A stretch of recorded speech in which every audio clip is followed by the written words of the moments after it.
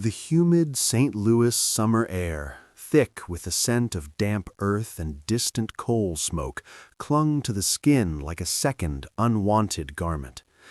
It was the kind of heat that pressed down, not with the aggressive glare of the sun, but with a gentle, insistent embrace, encouraging languor and contemplation. In the hushed hours before dawn, when the great white city of the Louisiana Purchase Exposition still slept, this was the time I found most resonant. The official fanfare, the booming oratory, the sheer unadulterated noise of the fair had faded with the setting sun, leaving behind a hushed, ethereal stillness. It was in this quietude that the true spirit of 1904, the year the world came to St. Louis, began to reveal itself, not in the grand pronouncements of progress, but in the whispers of forgotten lives and the subtle shifts in the fabric of the everyday. This was not a study of the magnificent, the monumental, or the overtly revolutionary. No, this was a quiet inquiry, a gentle turning over of small stones to see what might be discovered beneath. We would not be charting the course of empires or dissecting the speeches of presidents. Instead, we would walk the deserted avenues of the fairgrounds, past the slumbering palaces of glass and plaster, and listen. We would listen to the creak of the Ferris wheel in the wind, to the phantom laughter that seemed to echo from the empty plazas, and most importantly, to the subtle hum of human endeavor, the small, often unremarked accidents that, over time, would coalesce into the undeniable currents of progress. The 1904 World's Fair, for all its intended grandeur, was also a stage for the magnificently mundane, a place where the seeds of everyday miracles were sown in the most unlooked-for ways. And it was in the shadowed corners, away from the dazzling electric lights that would soon blaze across the exhibition grounds, that some of the most profound transformations began. The air itself seemed to hold secrets, a palpable residue of aspirations, innovations, and simple human needs that, in the dead of night, felt almost sacred. The palace of varied industries, a sprawling testament to human ingenuity, would soon overflow with the clamor of commerce. But in these pre-dawn moments, it was a cavernous, silent cathedral of potential. Its long, unbroken lines of exhibits, stretching as far as the eye could see, housed the nascent dreams of industrialists, the meticulous crafts of artisans, and the earnest efforts of inventors seeking to capture the public's fleeting attention. Imagine, if you will, the rows upon rows of display cases, each a miniature stage for a product that, in 1904, represented the pinnacle of its kind. Here one might find intricate clockwork mechanisms, their polished brass gleaming even in the dim early light. There, perhaps, a newfangled textile loom, its intricate parts poised in silent readiness.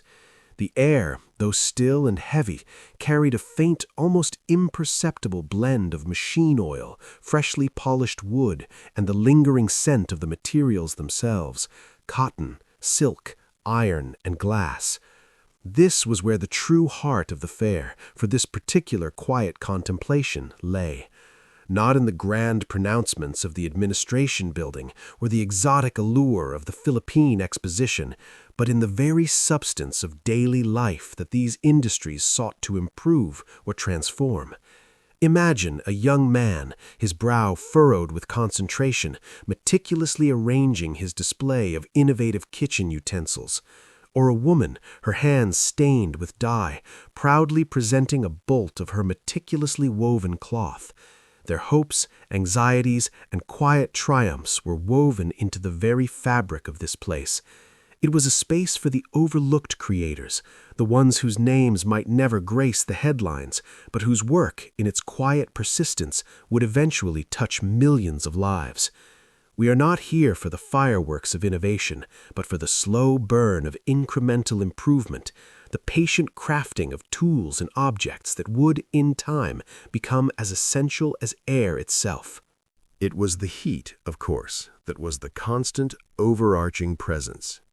The St. Louis summer was a force of nature, and the thirst it engendered was a universal human experience. The fairgrounds, a veritable ocean of people by day, offered myriad ways to quench that thirst. Puddles of lemonade, fountains of sarsaparilla, and, most enticingly for this particular thread of inquiry, vendors of ice cream. Ice cream in 1904 was not yet the ubiquitous, easily accessible treat it would become. It was a more considered indulgence, often served in a small, weighty glass dish. The vendors, their faces flushed from the heat and the exertion of scooping, would carefully deposit a generous portion of the frozen confection. This was a moment of simple, unadulterated pleasure, a fleeting respite from the oppressive warmth.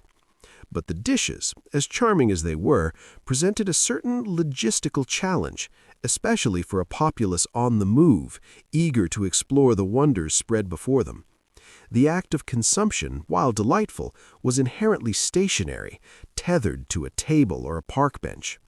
Imagine the small inconveniences, the careful balancing act to avoid spills, the lingering worry of a tipped dish, the eventual need for washing and returning the vessel. These were the micro-annoyances, the tiny friction points in the otherwise smooth path of pleasure that, in their very familiarity, were often overlooked. The ice cream itself, a creamy, sweet haven from the heat, was almost an afterthought compared to the ritual of its delivery. And it was in this very ritual, in the subtle inefficiencies, that the seeds of something new, something profoundly transformative, began to stir. A quiet longing for a more portable form of frozen delight. The aroma of baking wafted from various corners of the fairgrounds, a tantalizing promise of immediate gratification. Among the most persistent and alluring were the vendors of waffles. These were not the thin, delicate crepes of European tradition, but thicker, more substantial creations, cooked in heavy cast-iron molds that imprinted them with a distinctive grid pattern. The scent was rich, buttery, and slightly caramelized, a warm counterpoint to the sharp tang of lemonade or the cloying sweetness of spun sugar. Imagine the sizzle as the batter met the hot iron, the steam that billowed forth carrying its delicious perfume. These waffles were often served as a standalone treat, sometimes dusted with powdered sugar or drizzled with a simple syrup. These were not merely a foodstuff, they were a performance. The vendors, often with a practiced flourish, would pour the batter, close the molds, and then, with a decisive turn, open them to reveal the golden brown perfection. The rhythmic clatter of the irons, the warm glow emanating from the small cooking stations, created a small but vibrant hub of activity. And, crucially, the waffles themselves were inherently handheld. They offered a satisfying warmth, a substantial bite, and a portability that other treats lacked. Their slightly pliable nature, their capacity to be folded or cupped, was a subtle but significant clue, a hint of a future application yet unimagined. The sheer, simple utility of a delicious, portable, bread-like confection designed to be eaten without cutlery was a quiet innovation in itself, a precursor to a much larger, sweeter revolution. It is said that necessity is the mother of invention, but sometimes it is simply a confluence of circumstances, a fortuitous collision of disparate elements. In the bustling, often chaotic environment of the 1904 World's Fair, such collisions were inevitable. Consider the many vendors, each vying for the attention of the passing throngs, each with their own unique offerings and their own particular challenges. On a particularly sweltering afternoon, a vendor named Ernest Hamwi, a Syrian immigrant known for his delicious zalabia, a crispy, waffle-like pastry, found himself facing an unexpected surge in demand for his wares. Simultaneously, the ice cream vendor next to him, a gentleman named Arnold Fornacieux, was experiencing a similar, albeit less welcome, predicament. His customers, eager for their frozen treat, were running out of suitable receptacles. The small paper cups were proving to be too flimsy in the heat, and customers were increasingly frustrated. Imagine the scene: the sticky heat, The murmur of the crowd, the exasperated sighs of ice cream patrons, and the growing pile of discarded paper cups. Ernest, his hands still dusted with flour, observed the mounting problem with a quiet, observant eye. He was a man of resourcefulness, accustomed to making do with what he had. He possessed a keen understanding of dough and its potential. The waffle-like nature of his zalabia, its inherent pliability when warm, sparked a nascent idea, a flicker of connection between two seemingly unrelated problems. The scent of his pastries, the cool creaminess of the ice cream, the sheer human desire for a simple pleasure, all these elements were converging in this small, overheated corner of the fair. The story, as it is often told, is one of immediate brilliance, a flash of insight so potent that it instantly solves the problem at hand. But the reality, I suspect, was far more incremental, far more human. Ernest Hamwi, witnessing the ice cream vendor's struggle, likely didn't conjure a perfectly formed cone from thin air. It was more probable that the idea began with a thought, a quiet observation. What if? What if his own warm, pliable pastries could be shaped not just into a flat circle, but into something that could hold the melting ice cream? The zalabia, with its slightly chewy interior and crispy exterior, was ideal. When fresh from the iron, it was pliable enough to be molded. Imagine him, then, taking one of his warm zalabia. Perhaps he rolled it around a wooden dowel or simply cupped it with his hands, experimenting with the form. The initial attempts might have been clumsy, misshapen. The pastry might have cracked or not held its form, but the principle was sound. The heat of the waffle, combined with the inherent flexibility of the dough, offered a solution to the problem of the melting ice cream and the impracticality of traditional serving dishes. It was a quiet act of repurposing, an intuitive understanding of material science applied to a simple, everyday need. The first cone, if we can call it that, was likely imperfect, a testament to trial and error, but it represented a fundamental shift in how a frozen dessert could be enjoyed. The immediate adoption of this novel serving method was not, I believe, a grand spectacle. It was more likely a series of small, almost casual gestures. Ernest Hamwi, in a spirit of friendly camaraderie or perhaps a touch of entrepreneurial zeal, would have offered his newly fashioned waffle cones to his neighbor, the ice cream vendor. Imagine the ice cream vendor's initial skepticism, followed by a flicker of intrigue. He might have been hesitant to embrace something so unconventional, something so far removed from the established norms of ice cream service. But the sheer desperation born of the heat and the overflowing cups likely outweighed his reservations. The first few customers, presented with their ice cream served not in a dish, but in a warm, crisp pastry shell, would have been met with surprise, perhaps even a little amusement. But once they tasted it, once they experienced the delightful combination of cold, creamy sweetness and warm, slightly chewy waffle, the skepticism would have melted away like the ice cream itself. The convenience, the novelty, the sheer deliciousness of the pairing would have been undeniable. It was a serendipitous collaboration, a quiet understanding between two men that soon began to resonate with the wider fair-going public, a subtle ripple of satisfaction spreading through the crowd. The term ice cream cone was not immediately coined. In those early days, as the idea began to spread, various names likely emerged, reflecting the origins and the perceived nature of this new confection. Ernest Hamwi himself, being of Syrian descent, might have referred to his creation using terms familiar to him. However, accounts suggest that the name that began to gain traction, at least among the fairgoers who encountered this innovation firsthand, was derived from the Scandinavian crumb cake, a thin, horn-shaped cookie. The resemblance, particularly when the zalabia was rolled into a tight spiral, was undeniable. Imagine the vendors, seeing the success of this new method, adapting their own recipes and techniques. They would have experimented with different dough consistencies, different degrees of crispness. The waffle irons, designed for a flat pastry, were ingeniously repurposed to create a vessel. The process, though seemingly simple, involved a delicate balance of heat and time to achieve the desired pliability before baking. The The sweet, familiar aroma of freshly baked waffle, now infused with the promise of holding a delightful cold treat, began to permeate the air of the fairgrounds in a new and exciting way.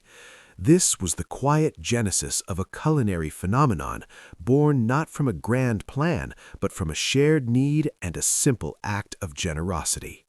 The invention of the ice cream cone, as we now know it, was a beautiful accident, a happy confluence of circumstances and human ingenuity. It was not driven by a desire to revolutionize dessert consumption, but by the immediate, pressing need to solve a problem, and therein lies its profound charm. The ice cream cone, in its initial conception, was about convenience and immediate satisfaction. It allowed for a more mobile, more uninhibited enjoyment of a beloved treat. But like many inventions that begin with a practical purpose, its impact extended far beyond its original intention. The cone fundamentally changed the way ice cream was perceived and consumed. It elevated it from a sit-down indulgence to an on-the-go delight, perfectly suited to the exploratory spirit of a World's Fair, or indeed any bustling public space. It paved the way for a new category of frozen treats, one that embraced portability and ease of eating. The small, handheld vessel became as integral to the ice cream experience as the ice cream itself.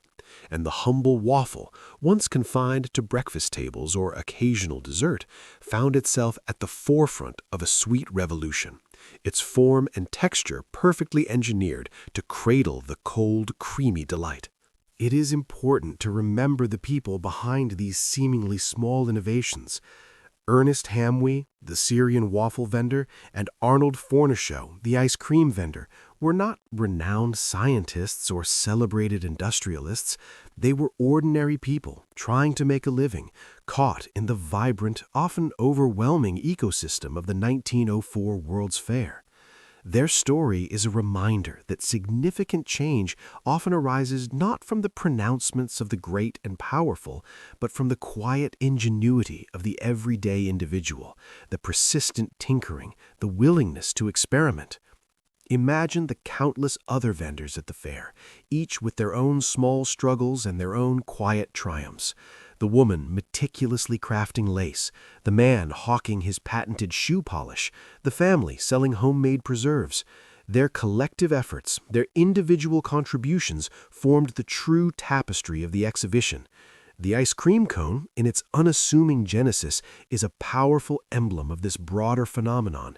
It represents the collective spirit of innovation that simmers beneath the surface of any major human undertaking, the way small, human-scale solutions can blossom into widespread, life-altering changes. They were the unwitting architects of the everyday, their actions resonating far beyond the confines of that single summer. As the sun began its slow descent, painting the sky in hues of orange and violet, the fairgrounds began to transform. The electric lights, still a novelty to many, would soon flicker to life, casting an otherworldly glow upon the plaster palaces and manicured gardens. But even in the fading light, the sensory impressions lingered. The distant hum of the machinery, the murmur of the departing crowds, and, most evocatively, the mingled scents. The sweet, caramelized aroma of the waffle cones now intermingled with the ever-present, slightly acrid scent of coal smoke from the steam engines powering the attractions. This was the olfactory symphony of the 1904 World's Fair, a complex layering of scents that spoke of progress, pleasure, and the industrial might of the era. The ice cream cone, in its brief accidental existence, had added its own sweet note to this grand composition. It was a scent that, once experienced, was difficult to forget, a tangible reminder of a simple pleasure perfected through a serendipitous encounter. Imagine standing amidst the dwindling crowds, the cool evening air offering a brief respite from the day's heat, and catching the subtle yet distinct fragrance of waffle and ice cream. It was a scent that spoke of immediate gratification, of a simple joy made all the more accessible. The evolution of the ice cream cone was not a singular event, but a process. While Ernest Hamwi's Zalabia served as a pioneering model, other vendors quickly adapted and innovated. The challenge was to create a consistent, sturdy, and edible vessel. The methods varied. Some rolled the waffle dough into a cone shape immediately after baking, while still warm and pliable. Others might have used molds, or even wrapped the pastry around a form and allowed it to cool and harden. The nomenclature itself was in flux. What we now recognize as a cone might have been referred to by various terms: a rolled wafer, an edible cup, or even, as some accounts suggest, a less elegant but functional ice cream cup made from a waffle. The crucial element remained the inherent portability and the edible nature of the container.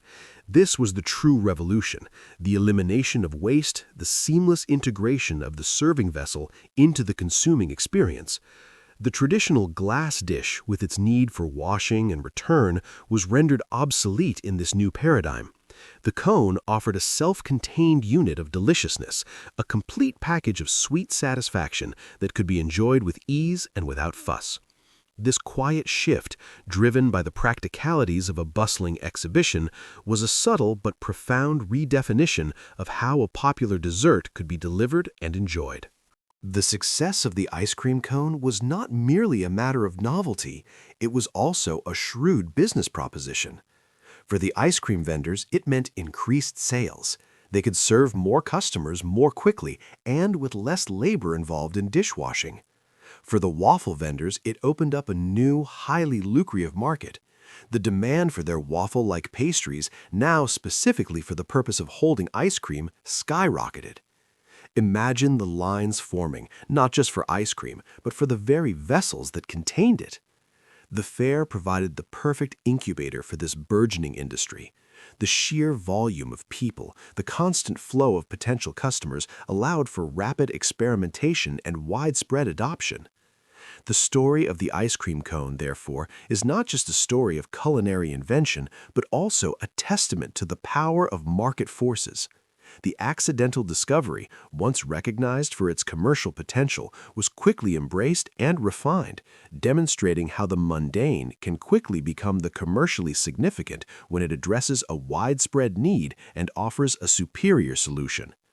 The quiet hum of commerce within the palace of varied industries now had a distinctly sweet undertone.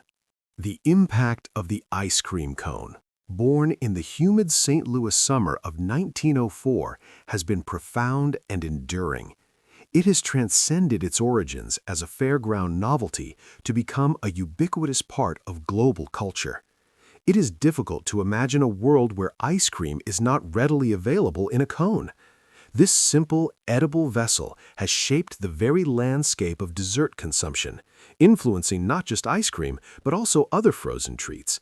The waffle cone, the sugar cone, the cake cone, each a variation on a theme, a testament to the enduring appeal of this accidental invention. Think of the countless summer afternoons, the childhood birthday parties, the casual strolls, all enhanced by the simple pleasure of an ice cream cone.